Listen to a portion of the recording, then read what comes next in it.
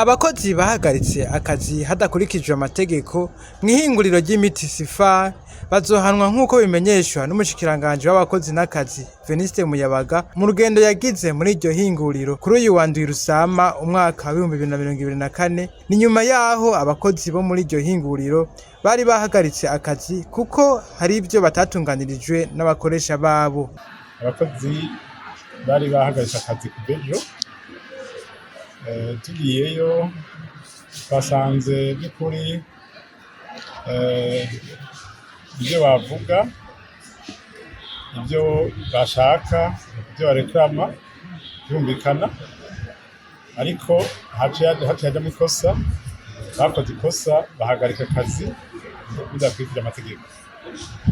Rero twumvikanye n'abakozi n'abakoresha yuko ibibazo byose bafise, haba gushiraho inzego na conseil d'entreprise, haba gushiraho abaserukira abakozi muri izo nzego n'ibindi vyerekeye ingene bahembwa,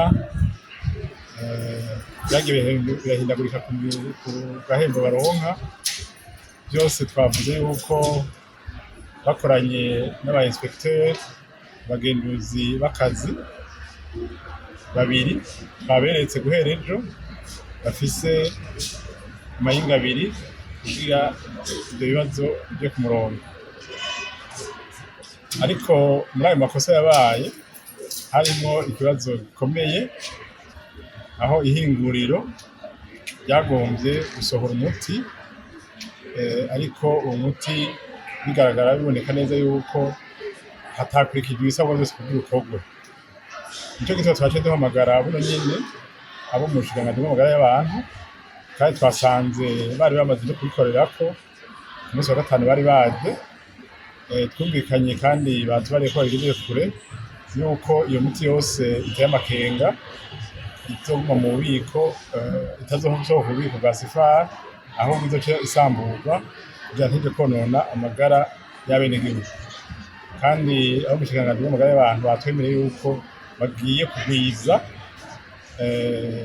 ubugenduzi bakora kuri iryo shirahamwe kugira na ntaryo hasohoke imiti ikozwe ku buhinga, ikoze neza, iza gufasha abenegihugu kugira ntihasohoke imiti iza kubononera. Twavuyeho twumvikanye yuko nk'uko natwe bivuga n'ahandi, yuko icuka kibi kiri hagati y'abakozi n'abakoresha gitoza kuhava kugira n'iyo miti dushaka isohoke imeze neza, kuko hatari kumvikana ni kuvuga haba hariho agahaze kanini.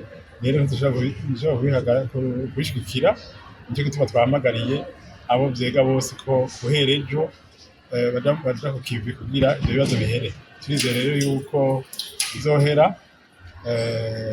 Abakozi bari birukanywe 3 twavuze ko bagaruka kuko birukanywe bidaciye mu mategeko, ariko muri abo bagize greve kuko bagize bidaciye mu mategeko naho nyene twahanye, twabariye abatwara ishirahamwe bahe bisunze amategeko, twanabariye itegeko bisunga kugira abatumye iyo greve iba bahanwe, kugira twerekane yuko umuti atari gukora greve, iyo uyikoze nawe ukayikora biciye mu mategeko.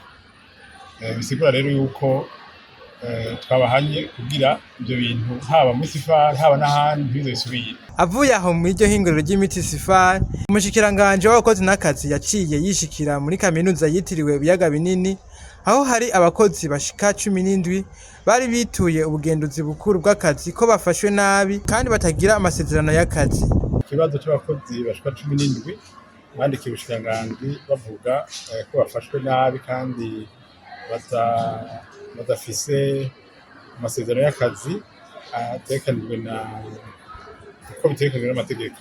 Rero twavuganye n'abarongoye kaminuza babibonye, ariko duciye dushiraho baba inspecteur nyene bazoca baza babereke ingene batunganya ivyo bintu kugira abo bakozi nabo baje batunganirizwe kugira nejo umwimbu tuziga kuri aba banyeshuri ube mwiza kuko n'abazoba bariko barabakurikirana bazoba batunganirijwe.